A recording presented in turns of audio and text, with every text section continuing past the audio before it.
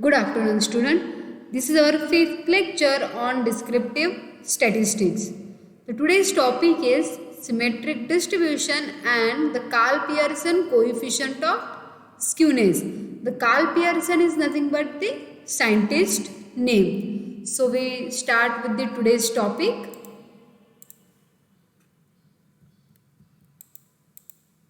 Symmetric. What is meant by symmetric? The graph which divides the whole data into two equal parts, or the value which divides the data into two equal parts and that two parts are mirror image of each other is called as symmetrically distributed. So see here in this graph, here my point A is there. Now this A point divides this graph into two equal parts. This is first and this is second part. So see, in another words, the coordinate x is equals to A divides the frequency curve into two equal parts. Now main word is what here? It divides the data into two equal parts. And these two parts are mirror image of each other. So remember, in case of frequency distribution, always the two parts are mirror image of each other. And at this point, the value of mean, median and mode all are same. So this is called as symmetrically distributed. Now example is here.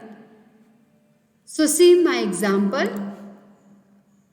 In case of symmetric distribution, the frequency for first class and last class are same.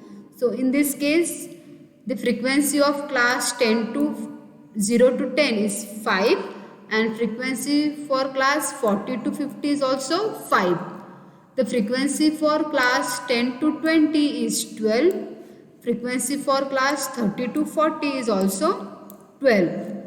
So here in case of frequency distribution, the frequency of classes equidistant from the central class either side are same. That means the frequency of first class is same as that of the last class. Similarly, the second and second last class have the same equal frequencies and so on. Now, see, here are some properties of frequency distribution. So what are the properties? So see, in case of symmetric distribution, the graph is bell shape, and in case of this, arithmetic mean, median and mode are coincides. Means what? All these three values are same. Similarly, quartiles Q3 minus Q2 is same as Q2 minus Q1. Now what is meant by quartiles? We have already saw the value which divides the data into four equal parts is called as the quartiles. So there are three quartiles Q1, Q2, Q3. In case of symmetric distribution, the distance between Q3 minus Q2 which is same as the distance between Q2 minus Q1. And third property is what? The odd order central movements of symmetric distribution are 0. Odd order central movement. See, the central movement is denoted by what? It is denoted by mu r, where r take value from 1, 2, 3 and so on. So in case of symmetric distribution, all odd order central movements are 0. That is mu 1, mu 3, mu 5, mu 7, all are 0. So there are three properties of symmetric distribution. First, it is bell shape. In that case, arithmetic mean, mode and median are same. Q3 minus Q2 is same as Q2 minus Q1 and all odd order central movements are 0. So what are the examples of symmetric distribution? The distribution of income of individuals and distribution of number of misprints per page. These two are example based on the symmetric distribution. Now next, skewness. Now what is mean by skewness? The lack of symmetry or the departure from the symmetry, means opposite of symmetric distribution is called as what? Skewness. So mainly there are two types of skewness: positively skewed distribution and negatively skewed distribution.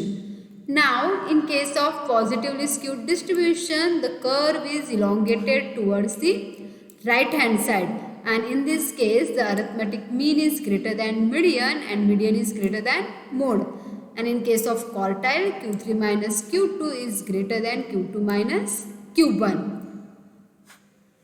Now, in case of negatively skewed distribution, the curve is elongated towards the right hand side, and relation between arithmetic mean, median, mode is what? The mode is always greater than median and median is greater than mean. And the quartiles Q2 minus Q1 is same as Q3 minus is greater than Q3 minus Q2. So see these two conditions. This is positively skewed distribution, and for negatively skewed distribution, these are the two properties.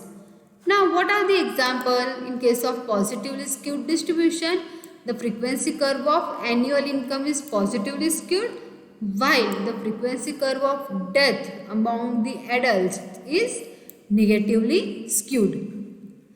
Now we will see diagram for this. Now see, this is the diagram. Now in case of symmetric distribution, the curve is what? Is at the middle position. In case of positively skewed, it is elongated towards the right hand side. In case of negatively skewed, it is elongated towards the right hand side. Now I repeat again, in case of symmetric distribution, the data which divides the value which divides the data into two equal parts. This is first part, this is second part. In this case, the value of mean, median, mode all are same.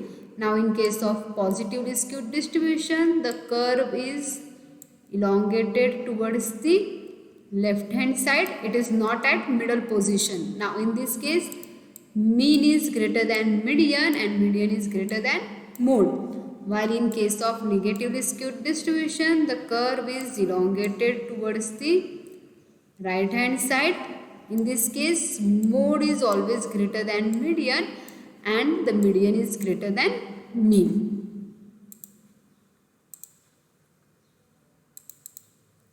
Next, Karl-Pearson coefficient of skewness. Now Karl-Pearson coefficient of skewness is denoted by Sk, and the formula is given by arithmetic mean minus mode upon standard deviation. Arithmetic mean is denoted by what? X bar, more as it is, while standard deviation is denoted by sigma. After calculating Sk, that is Karl-Pearson coefficient of skewness, if this value is greater than 0, that data or distribution is called as positively skewed. If Sk is less than 0, it is called as negatively skewed. And if Sk is 0, the data is called as symmetric. Again I repeat, if this value is greater than 0, it is positively skewed. It is less than 0, negatively skewed, and it is equals to 0, the distribution is called as symmetric.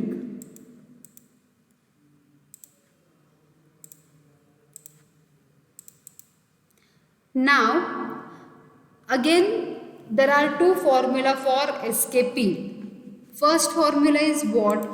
Arithmetic mean minus mode upon sigma. Sometimes we cannot find value of mode for some data. So when I cannot find mode, in that case we cannot apply this formula to calculate Karl-Pearson coefficient of skewness. In that case we have to go for second one, that is instead of mean minus mode I write 3 mean minus median divided by sigma, means I use this relation. Instead of mean minus mode I write 3 mean minus median, and this relation is called as empirical relation. So see here, sometimes mode is ill-defined, means we cannot define it.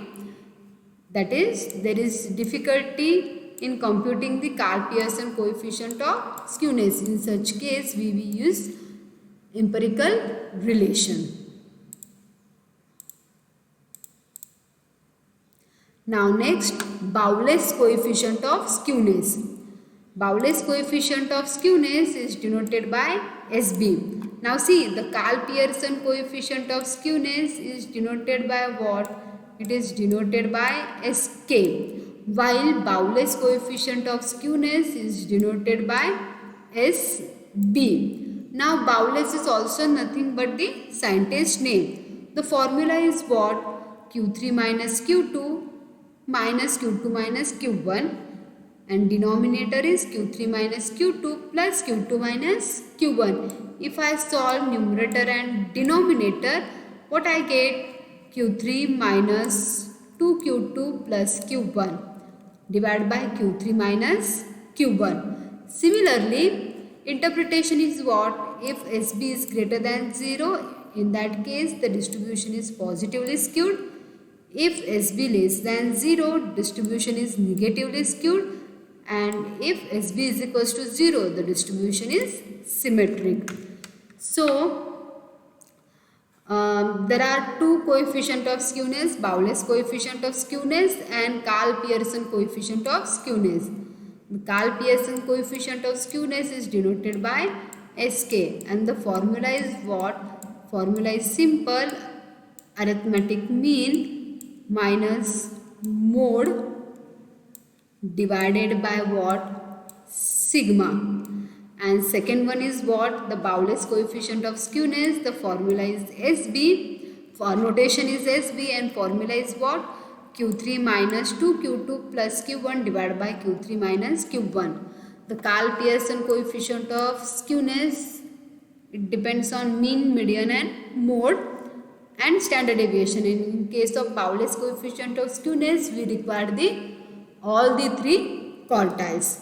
The interpretation is same if value is greater than 0 for both the case, for SK also and for SB also. So when SB and SK both are greater than 0, distribution is positively skewed. If SK and SB both are less than 0, distribution is negatively skewed. And in case of third, if SK is equals to 0 and SB is also is equals to 0, the distribution is called as symmetric.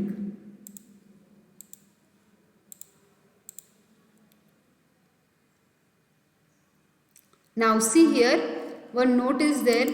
In case of positively skewed distribution, Q3 minus Q2 is greater than Q2 minus Q1. In case of negatively skewed distribution, Q3 minus Q2 is less than Q2 minus Q1, and for symmetric distribution, Q3 minus Q2 is same as Q2 minus Q1.